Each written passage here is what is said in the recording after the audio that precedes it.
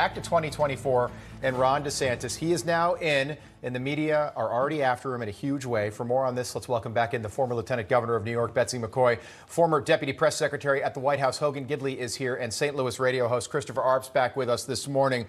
Chris, want to show you a headline. This is Vanity Fair yesterday, and basically everywhere you look this morning, there are negative headlines about Ron DeSantis. Yes, there were major glitches and technical issues with his announcement last night, but we did not see this with Tim Scott a few days ago. Ron DeSantis will formally announce his 2024 bid with Elon Musk because apparently David Duke wasn't available. Chris, what do you make of it? Wow, I don't even know what to say to that, to something like that. You know, the mainstream media, of course, always tries to paint Republicans as against African Americans, against minorities. This is just par for the course of that. You know, Ron DeSantis, his campaign announcement was horrible yesterday. It was a disaster. But to take it to that level is even below the mainstream media, in my opinion. And I think, Hogan, just from a media perspective, I want to get your take on, I think if I'm the DeSantis team, and I get that you're kind of trying to read the tea leaves this morning. It was a rough announcement. Once he got through the actual technical glitches and made the announcement, 45 minutes later, I think everything was fine. But the fact that the media is attacking somebody who's 30-plus points behind the front runner, if I'm on the DeSantis team, I take that as a positive because DeSantis is clearly viewed as a very viable threat. 100%. I mean, look, if the media is going to go after Ron DeSantis collectively, if all the rest of the field and the Republican side that has already announced is going to go after Ron DeSantis collectively, obviously they don't want to tangle with Donald Trump for the reasons we've seen in the past. But that is a positive for the DeSantis campaign, no question about it. Look, the announcement had its issues. Don't get me wrong. He went to a place called Twitter, where 80% of the traffic is conducted by 20% of the users. So it is a kind of small universe. It is the talking heads. It is the chattering class. It is the DC elite who tend to frequent Twitter spaces and other things. But that notwithstanding, now the real work begins. And regardless of any problem with Tim Scott's microphone, for example, in his announcement, regardless of the fact that the president had to deal with some bogus, trumped-up, fake hoax legal charge the morning before his announcement and his comments, the fact is the real work begins on the ground in the early primary states of South Carolina, Iowa, and New Hampshire. You got to build out the teams. You got to get the work done. You got to have the apparatus in place to get people to the polls to support you. Your message, your money has to be there.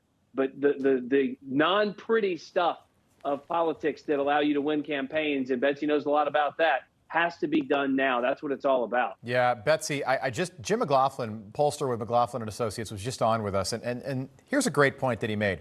All of these polls that Donald Trump is leading by such a wide margin, and they're all national polls. The nomination battle doesn't work like that. You have to go to Iowa. It's not even a primary. It's a caucus. You got to go to New Hampshire. People vote in individual states, and that's how ultimately one of these candidates will come through and win the nomination. Right now, Trump seems like the early favorite by every measure that we use.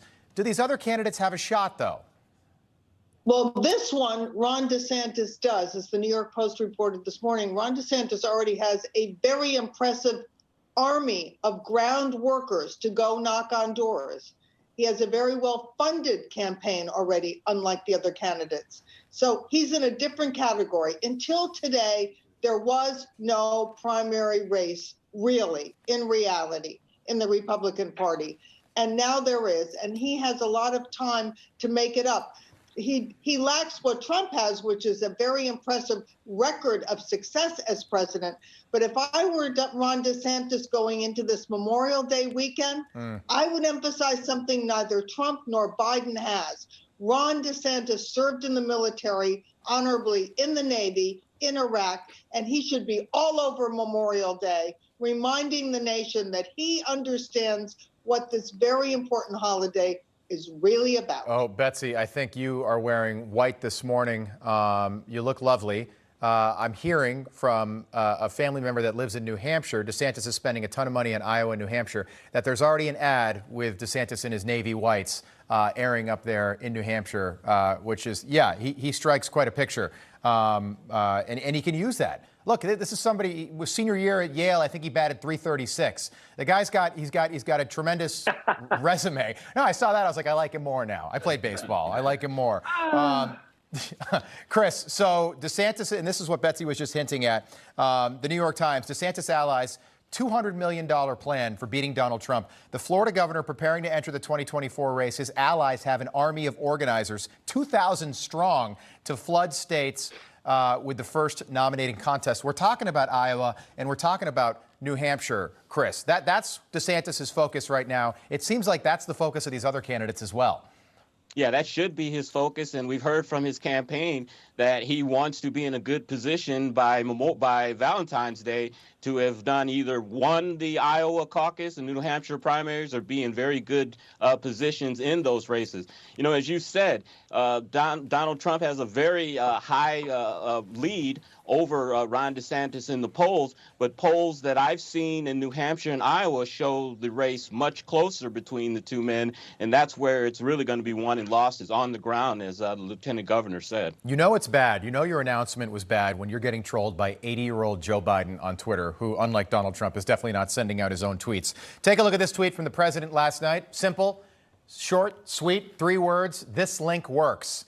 And Joe Biden tweeted that out. That's a troll. Again, but also to me, I take that, if you're reading the tea leaves, that's a sign that Joe Biden wants to face Donald Trump in 2024 and not Ron DeSantis. Let's listen to some of what DeSantis had to say once this thing got back on track last night. DeSantis says Republicans must end the culture of losing within the party. Take a listen. There is no substitute for victory. We must end the culture of losing that has infected the Republican Party in recent years. The tired dogmas of the past are inadequate for a vibrant future. We must look forward, not backwards. We need the courage to lead, and we must have the strength to win. And to voters who are participating in this primary process, my pledge to you is this. If you nominate me, you can set your clock to January 20th, 2025 at high noon, because on the west side of the U.S. Capitol, I will be taking the oath of office as the 47th president of the United States. All right, Hogan, about 20 seconds. Take us through that. Strong, again, audio only. I don't like that. Strong, audio only, of course. As a person who is an anchor of a television show, I can understand why you do not like the pictures that would accompany a speech. Well, he shouldn't However, he shouldn't. Right, that was a scripted speech, and it was billed as something that was going to be organic. That was a little problematic for me, but the message is fine. The American people understand that Joe Biden is an abject failure. And while that link may work, the policies and the president do not. And that's why there's blood in the water and so many people jumping in, trying to pound Joe Biden for the obvious failures of his presidency. Ron DeSantis obviously being the latest person to do so. Great point. We'll pick this conversation up top of the hour. Looking forward to it. Betsy Hogan, Chris, thank you.